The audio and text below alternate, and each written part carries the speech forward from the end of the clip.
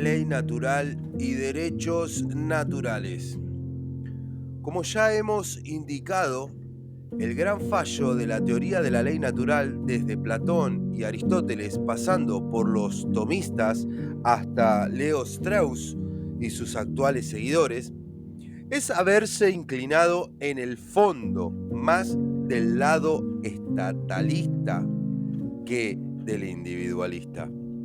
Esta teoría clásica de la ley natural sitúa el lugar del bien y de las acciones virtuosas en el Estado, con estricta subordinación de los individuos a las instancias estatales. Y así, a partir del correcto dictum de Aristóteles de que el hombre es un animal social y de que su naturaleza se desenvuelve mejor en un clima de cooperación social.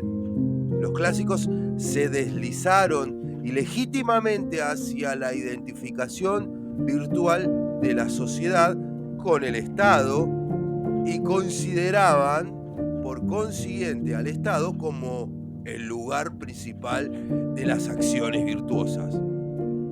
Por el lado contrario, los niveladores o igualitaristas, y de modo especial John Locke, en el siglo XVII, inglés, transformaron la ley natural clásica en una teoría basada en el individualismo metodológico y por ende político.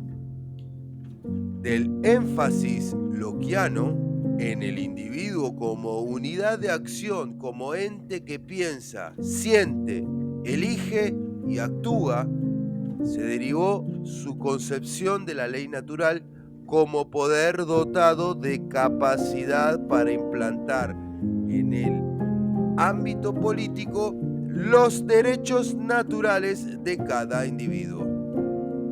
Esta tradición individualista lockeana ejerció una profunda influencia en los posteriores revolucionarios norteamericanos y en la tradición predominante en el pensamiento político liberal de la nueva nación revolucionaria.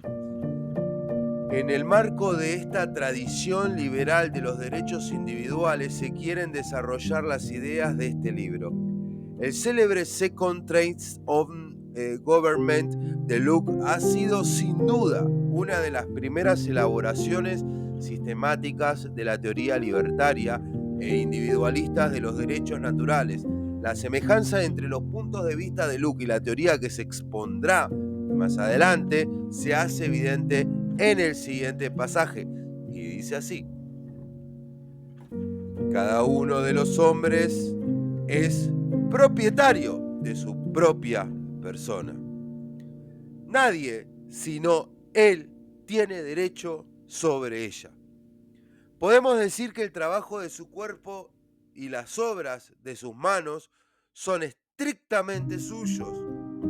Cuando aparta una cosa del Estado que la naturaleza le ha proporcionado y depositado en ella y mezcla con ella su trabajo, le añade algo que es suyo, convirtiéndola así en su propiedad. Ahora, existe a su lado, separada del estado común de la naturaleza puesta en ella. Con su trabajo le ha añadido algo que la excluye del derecho común de las demás personas. Dado que este trabajo es propiedad indiscutible del trabajador, nadie puede tener derecho sobre aquello que ha añadido. Lo que él alimenta con las botellas que selecciona cuidadosamente bajo los robles o las manzanas que recoge en los árboles del bosque, sin duda se convierten en propiedad suya. Nadie puede negar que este sustento es suyo. Pregunto, pues, ¿cuándo comenzaron estas cosas a ser suyas? Es patente que si no las hizo suyas la primera recolección, ninguna otra cosa puede hacerlo. Este trabajo establece una diferencia entre él y el resto de la gente. El trabajo añade algo que sobrepasa lo que ha hecho la naturaleza madre común de todo, y así, aquellas cosas pasan a ser su derecho privado. ¿Podrá alguien decir que no tiene derecho a esas botellas o a esas manzanas de que se ha apropiado? Porque no ha obtenido el consentimiento de todo el género humano para hacerlo. Si un tal consentimiento fuera verdaderamente necesario, el hombre se moriría de hambre, a pesar de toda la abundancia que Dios le ha concedido. Vemos en los campos comunes que se conservan así por convenio que cada uno toma una parte de lo que es común. Y al separarlo del estado de que la naturaleza puso en ella, comienza la propiedad. Y sin eso no puede usarse lo que es común. No debería sorprender el hecho de que la teoría de los derechos naturales de Locke, tal como ha sido presentada para los historiadores de las ideas políticas, esté plagada de contradicciones e incongruencias. Después de todo, los pioneros de cualquier disciplina o ciencias están condenados a soportar el peso de las lagunas e incoherencias que corregirán los que vienen tras ellos. Las divergencias de esta obra respecto del pensamiento de Locke solo pueden maravillar a quienes están empapados de la desdicha moda moderna que ha abolido prácticamente la filosofía política constructiva en beneficio de un interés de anticuario por los textos antiguos. De hecho, la teoría libertaria de los derechos naturales se siguió desarrollando y purificando después de Locke, hasta alcanzar su culminación en las obras decimonónicas de Herbert Spencer y Lysander Spooner. Las miriadas de teóricos de los derechos naturales posteriores a Locke y a los niveladores han contribuido a poner en claro que sus opiniones sobre estos derechos brotan de la naturaleza del hombre y del mundo que le rodea. Basta unos pocos y expresivos ejemplos.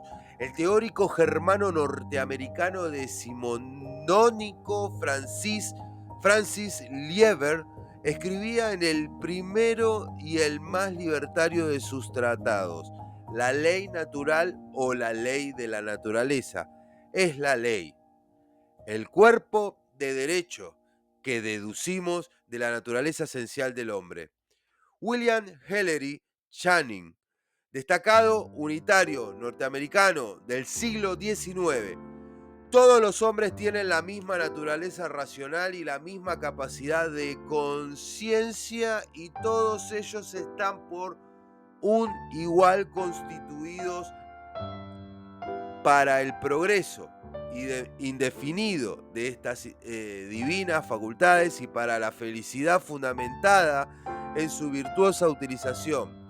Theodore Wolsey, uno de los últimos teóricos sistemáticos de los derechos naturales del siglo XIX en Norteamérica, son derechos naturales aquellos de los que, de acuerdo con una correcta deducción de las auténticas características físicas, morales, sociales y religiosas del hombre, debe estar investido para la realización de los fines a que la naturaleza le llama. Sí, como hemos visto, la ley natural es en su misma esencia una teoría revolucionaria. Lo es también, a fortiori, su rama individualista, la de los derechos naturales. Como subraya en el siglo XIX el norteamericano Elisha P. Hurlbut, teorizador de los derechos naturales: las leyes deben limitarse a declarar los derechos y las injusticias naturales. No debería tener cabida en la legislación humana lo que es indiferente según las leyes naturales.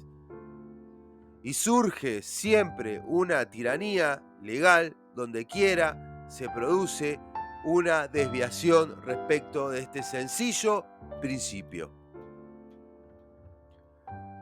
Constituye un notable ejemplo de utilización revolucionaria de los derechos naturales la Revolución Americana, basada en una explanación revolucionaria radical a lo largo del siglo XVIII de la teoría de Locke. Como el propio Jefferson dijo claramente, las palabras de la Declaración de Independencia no enunciaban nada nuevo, eran simplemente la cristalización brillante, estricta, de las opiniones sustentadas por los norteamericanos de aquella época. Y dice así: afirmamos que son evidentes estas verdades, que todos los hombres han sido creados iguales y todos han sido dotados por su creador de ciertos derechos inalienables, entre ellos el derecho a la vida, a la libertad y a la búsqueda de la felicidad. La tríada común de aquella época decía: vida, libertad y propiedad. Y que para garantizar estos derechos han establecido los hombres gobiernos que derivan sus justos poderes del consentimiento de los gobernados. Y que cuando alguna forma de gobierno del tipo que fuere destruye estos fines, el pueblo tiene derecho a cambiarlo, a abolirlo. Así decía. Es singularmente impresionante la inflamada prosa del gran abolicionista William Lloyd Garrison, cuando aplicaba de una manera revolucionaria la teoría de los derechos naturales al problema de la esclavitud. Así, en su declaración de sentimiento de la Convención Americana contra la Esclavitud, en diciembre de 1833 escribía, así decía: el derecho a disfrutar de la libertad es inalienable. Todos los hombres tienen derecho a su propio cuerpo, a los productos de su propio trabajo, a la protección de la ley. Todas las leyes actualmente en vigor que admiten la esclavitud son, por tanto, ante Dios, absolutamente malas e inválidas, y deben ser derogadas sin dilación. Así decía. Hablaremos con frecuencia a lo largo de las páginas de este libro de derechos y más concretamente de los derechos de los individuos a la propiedad de su persona y de objetos materiales. Pero, ¿cómo definimos los derechos? Debemos al profesor Sadowski una descripción convincente y precisa de este concepto.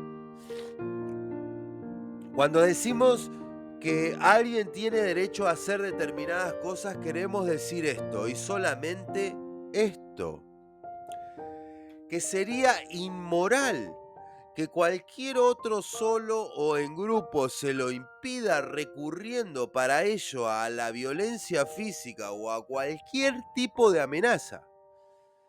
No decimos que de aquí se siga que todos los usos que un hombre hace de su propiedad dentro de sus límites sea necesariamente un uso moral. La definición de Sadowski arroja clara luz sobre la distinción fundamental que haremos a lo largo de estas páginas entre el derecho de un hombre y la moralidad o inmoralidad de su ejercicio de este derecho. Afirmaremos que un individuo tiene derecho a hacer lo que le plazca con su persona, que tiene derecho a no ser molestado ni entorpecido por medios violentos en el ejercicio de este derecho, pero el modo moral o inmoral de ejercitarlo es más un problema de ética personal que de filosofía política, pues a esta solo le afectan los temas jurídicos y el empleo adecuado o no, o inadecuado, de la violencia física en las relaciones humanas.